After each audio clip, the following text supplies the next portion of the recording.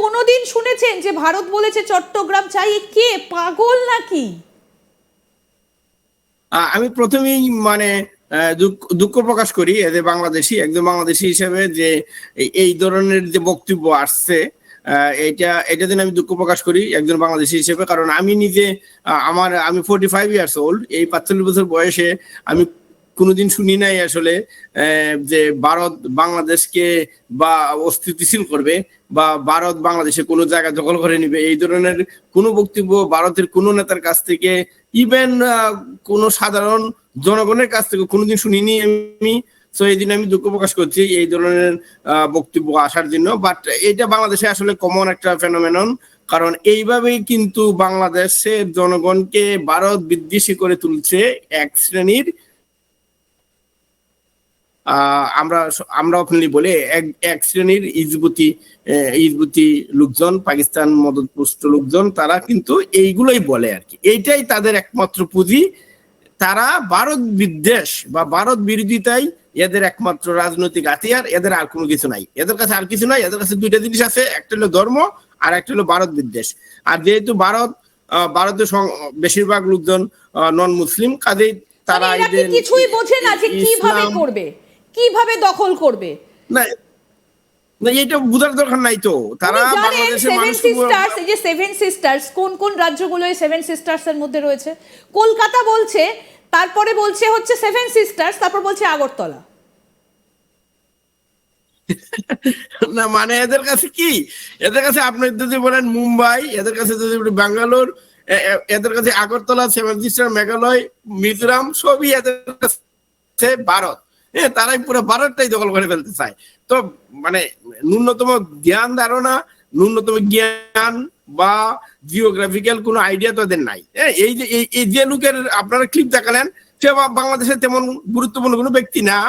সে একটা ছোট্ট একটা নন রেজিস্টার্ড একটা দলের প্রধান, সম্ভবত ওর নাম মিনাজ সামথিং, মিনাজ প্রধান, বাট মিনাজ প্রধান।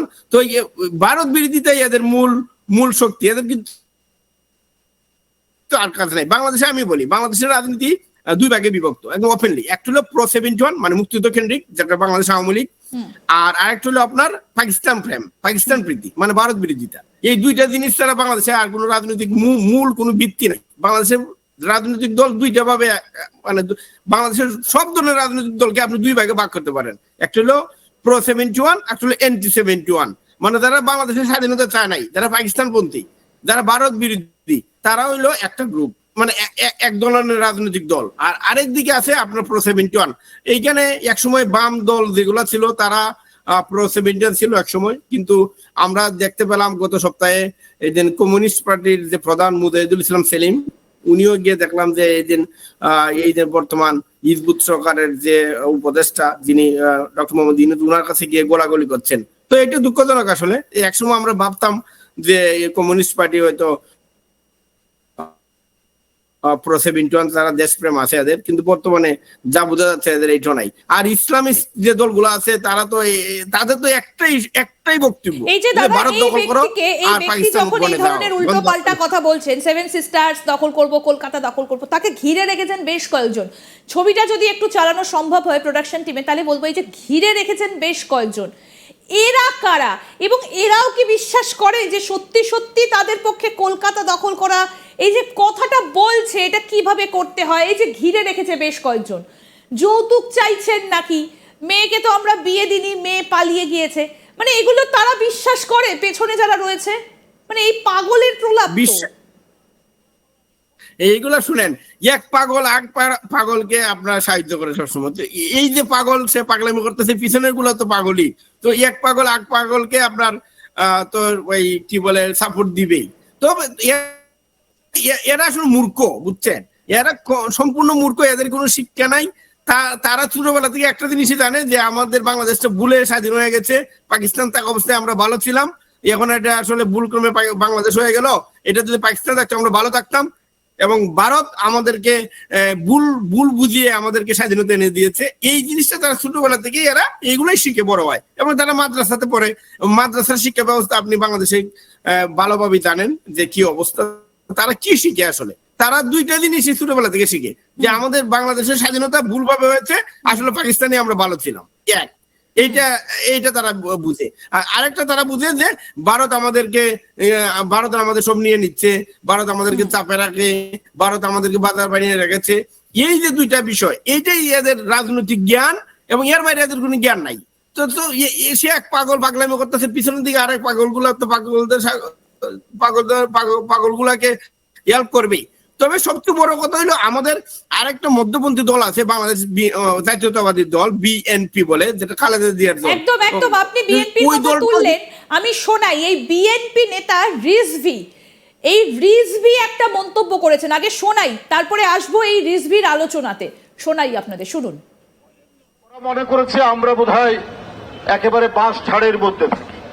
আরে ভাই, আমাদের এই দেশে শতকরা 100% স্যানিটেশন সিস্টেম, অত্যন্ত ডেভেলপ স্যানিটেশন সিস্টেম। কেউ বাস ঝাড়ে যায় না, কেউ রেল লাইনের ধারে টয়লেট সারে না। আর আপনি কলকাতা থেকে দিল্লি যাবেন, আপনি রেল লাইনের ধারে দেখবেন কি অদ্ভুত ব্যাপার। যে দেশের মাত্র 60% স্যানিটেশন সিস্টেমটা কিছুটা ডেভেলপ, 40% পুরো স্যানিটেশনই নাই। উন্মুক্ত প্রান্তর ছাড়া আপনার কোনো ব্যবস্থা নেই। তো তারা কিসের অহংকার করে? ওরা আসলে ভয়ঙ্কর রকমের সম্প্রদায়। ঘৃণা ছাড়া, অন্যের প্রতি অসূয়া ছাড়া, ভিন্ন ধর্মের প্রতি তারা প্রতিহিংসা দেখানো ছাড়া ওদের আর রাজনীতি নেই। ওদের রাজনীতি শেষ হয়ে গেছে। তাই এখন পেয়েছে শেখ হাসিনাকে। শেখ হাসিনা পলাতক, বাংলাদেশ ছেড়ে তাকে চলে যেতে হয়েছে একমাত্র দিল্লির আশীর্বাদে। 15-16 বছর তাকে টিকে থাকতে হয়েছে। রেল লাইনের ধারে ঝোপে ঝাড়ে নাকি টয়লেট করে ভারতীয়রা, মানে কে ইনি কে? এনার সম্পর্কে যদি আমাদেরকে একটু বলেন। মানে আর কিছু খুঁজে পাননি, টয়লেট খুঁজছেন ইনি এখন? আমি আপনাকে বলি, বাংলাদেশে যা হচ্ছে এখন, এইটা কিন্তু অনেকেই, আমি নিজেও অনেক সময় বলি যে, অনেকবার আপনাদের, আমার মনে হয় এটা আমার 4 না 5 নম্বর আপনাদের সাথে আমি টকে আছি।